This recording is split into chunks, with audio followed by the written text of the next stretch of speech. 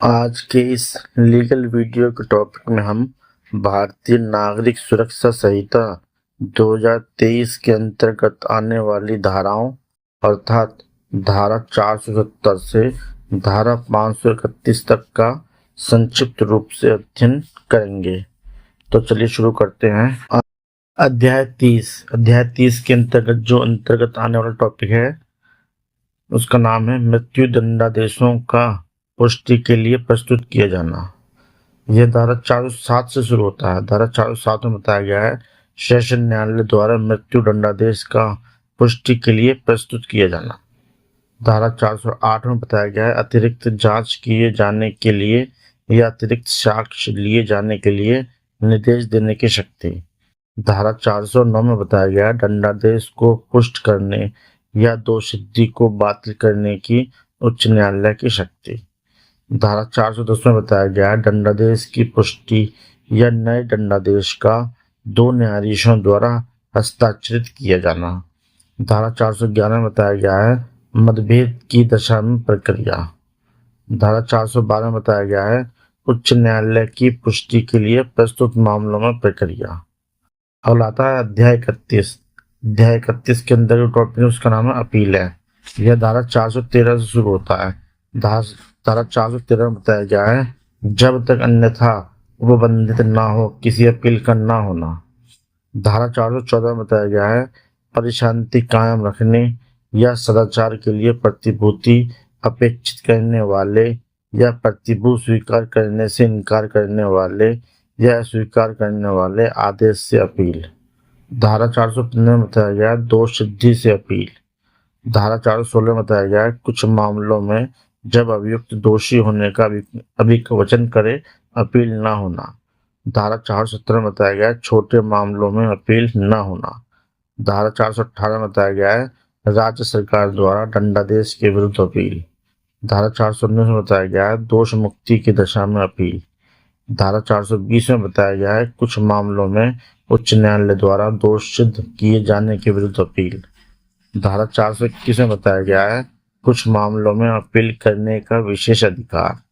धारा 422 में बताया गया है सेशन न्यायालय में की गई अपीलें कैसे सुनी जाएंगी। धारा 423 में बताया गया है अपील की अर्जी।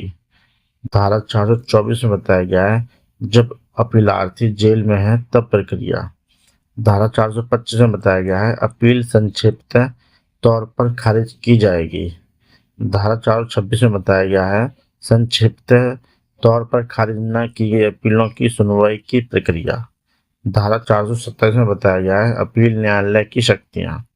धारा 428 में बताया गया है अधीनस्थ अपील न्यायालय के निर्णय।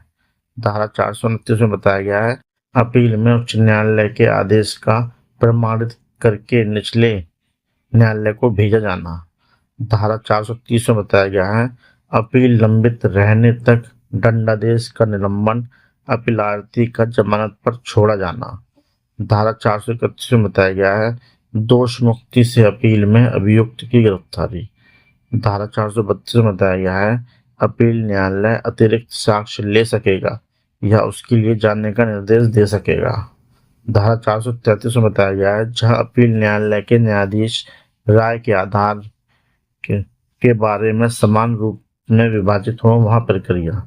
धारा 434 में बताया गया है अपील पर आदेशों और निर्णयों का अंतिम होना।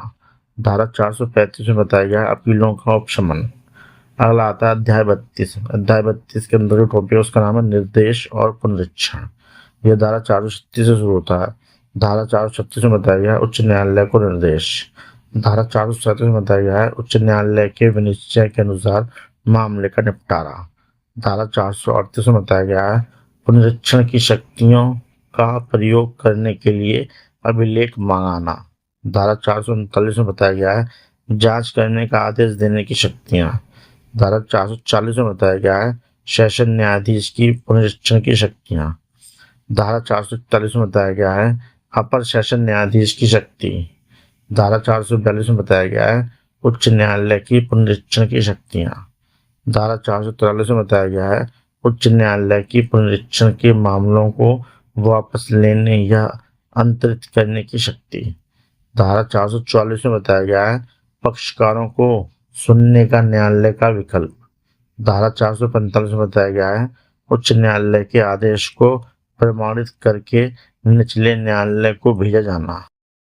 अब अगला आता है अध्याय 33। अध्याय 33 के अंतर्गत टॉपिक उसका नाम है आपराधिक मामलों का अंतरण। यह धारा 446 से शुरू होता है।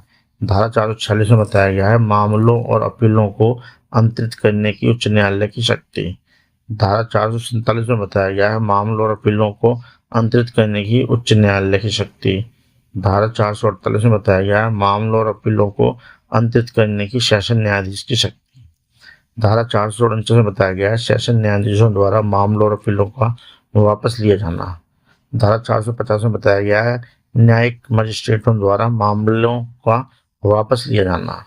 धारा 451 में बताया गया है कार्यपालक मजिस्ट्रेटों द्वारा मामलों का हवाले किया जाना या वापस लिया जाना। धारा 452 में बताया गया है कारणों को अभिलिखित किया जाना।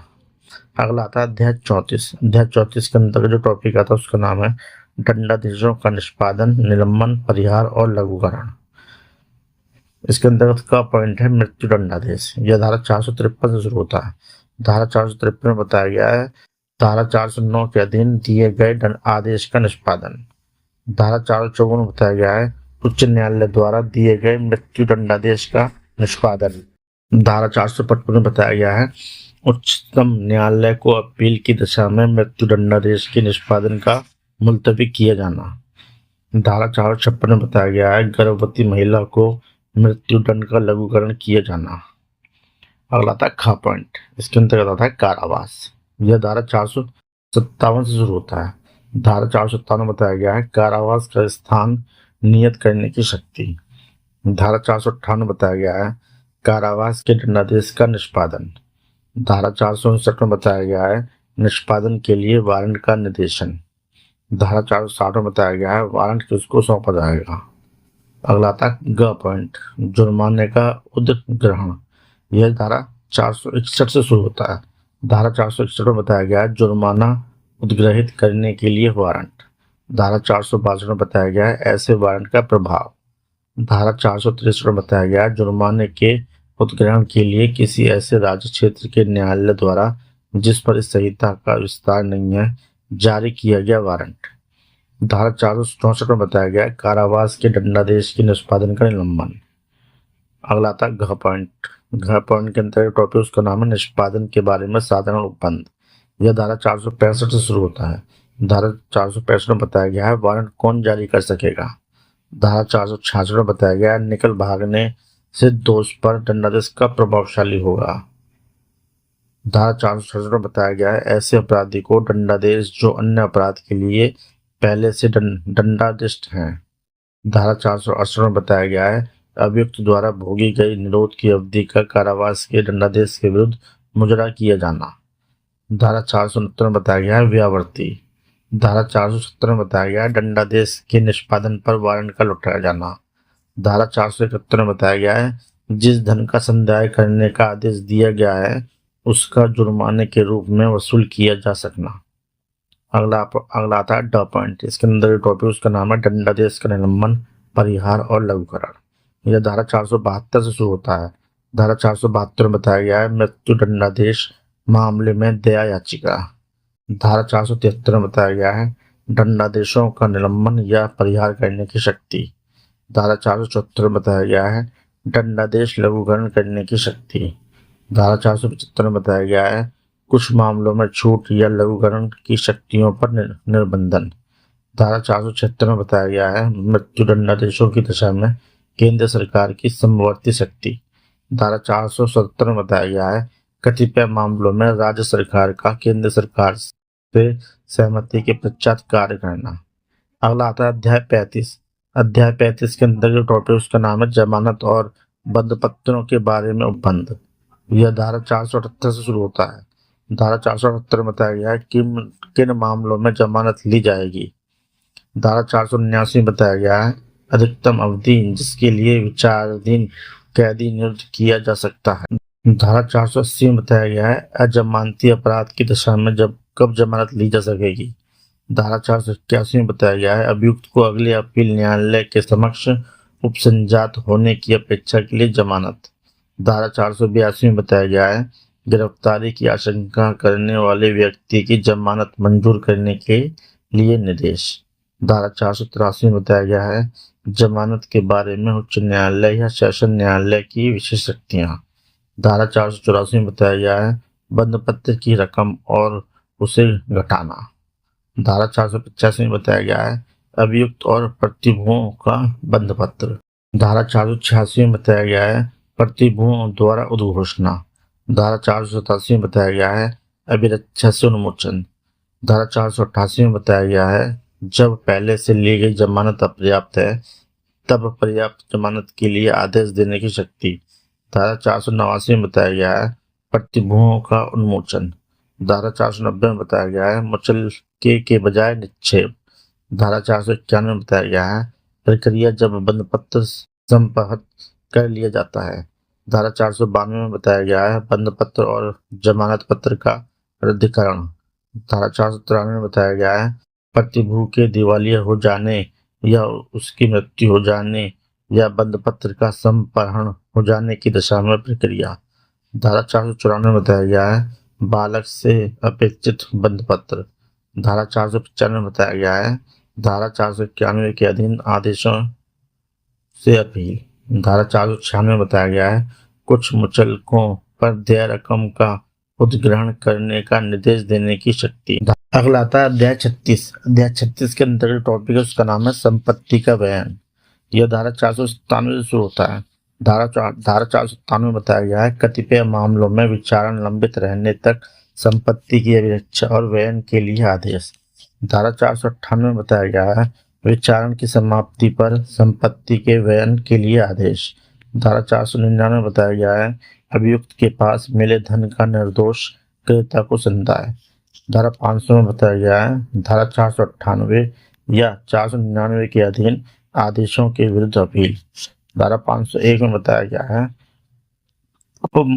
अपमान लेखीय या और अन्य सामग्री का नष्ट किया जाना। धारा 502 में बताया गया है स्थावर संपत्ति का कब्जा लुटाने की शक्ति। धारा 503 में बताया गया है संपत्ति के अभिग्रहण पर पुलिस द्वारा प्रक्रिया। धारा 504 में बताया गया है जहां 6 मास के अंतर कोई दावेदार हाजिर न हो वहां प्रक्रिया। धारा 505 में बताया गया है विनश्वर संपत्ति को बेचने की शक्ति। अगला आता है अध्याय 37। इसके अंतर्गत टॉपिक आता है उसका नाम है अनियमित कार्रवाइयां। यह धारा 506 से शुरू होता है। धारा 506 में बताया गया है वे अनियमितताएं जो कार्रवाई को दूषित नहीं करती। धारा 507 में बताया गया है वे अनियमितताएं जो कार्रवाई को दूषित करती हैं। धारा 508 में बताया गया है गलत स्थान में कार्रवाई। धारा 509 में बताया गया है धारा 183 या धारा 316 के उपबंधों का अनुपालन। धारा 510 में बताया गया है आरोप विरचित न करने या उसके अभाव या उसमें गलती का प्रभाव। धारा 511 में बताया गया है निष्कर्ष या दंडादेश कब गलती लोप या अनियमितता के कारण उलटने योग्य होगा। धारा 512 में बताया गया है त्रुटि या गलती के कारण कुर्की का अवैध न होना। अगला था अध्याय 38। इसके अंतर्गत टॉपिक है उसका नाम है कुछ अपराधों का संज्ञान करने के लिए परिसीमा। यह धारा 513 से शुरू होता है। धारा 513 में बताया गया है परिभाषा। धारा 514 में बताया गया है परिसीमा काल की समाप्ति के पश्चात संज्ञान का वर्जन। धारा 515 में बताया गया है परिसीमा काल का प्रारंभ। धारा 516 में बताया गया है कतिपय मामलों में समय का अपवर्जन। धारा 517 में बताया गया है जिस तारीख को न्यायालय बंद हो उस तारीख का अपवर्जन। धारा 518 में बताया गया है चालू रहने वाला अपराध। धारा 519 में बताया गया है कतिपय मामलों में परिसीमा काल का विस्तारण। धारा 520 में बताया गया है उच्च न्यायालयों के समक्ष विचारण। अगला आता है अध्याय 39। अध्याय 39 के अंतर्गत टॉपिक का नाम है प्रकरण। यह धारा 521 से होता है। धारा 521 में बताया गया है सेना न्यायालय द्वारा विचारणीय व्यक्तियों का कमान ऑफिसरों को सौंपा जाना। धारा 522 में बताया गया है प्रारूप। धारा 523 में बताया गया है उच्च न्यायालय की नियम बनाने की शक्ति। धारा 524 में बताया गया है कतिपय मामलों में कार्यवाही मजिस्ट्रेटों को सौंपे गए कर्तव्यों को परिवर्तित करने की शक्ति। धारा 525 में बताया गया है वे मामले जिनमें न्यायाधीश या मजिस्ट्रेट व्यक्तिगत रूप से हितबद्ध हैं। धारा 526 में बताया गया है विधि व्यवसाय करने वाले अधिवक्ता का कुछ न्यायालयों में मजिस्ट्रेट के तौर पर न बैठना। धारा 527 में बताया गया है विक्रय से संबंध लोक सेवक का संपत्ति का क्रय न करना और उसके लिए बोली न लगाना। धारा 528 में बताया गया है उच्च न्यायालय की अंतर्निहित शक्तियों की व्यावृत्ति। धारा 529 में बताया गया है न्यायालयों पर अधीक्षण का निरंतर प्रयोग करने का उच्च न्यायालय का कर्तव्य है। धारा 530 में बताया गया है इलेक्ट्रॉनिक पद्धति में विचारण और कार्रवाइयों का किया जाना। धारा 531 में बताया गया है निरसन और व्यावृत्ति। दोस्तों, उम्मीद करता हूँ ये टॉपिक आपको पसंद आया होगा। आपकी सहायता एवं सहूलियत के लिए इस टॉपिक का PDF लिंक वीडियो के नीचे डिस्क्रिप्शन में है। आप चाहे तो वहाँ से PDF फाइल डाउनलोड कर सकते हैं। साथियों, अगर वीडियो पसंद आया तो लाइक और सब्सक्राइब कीजिए।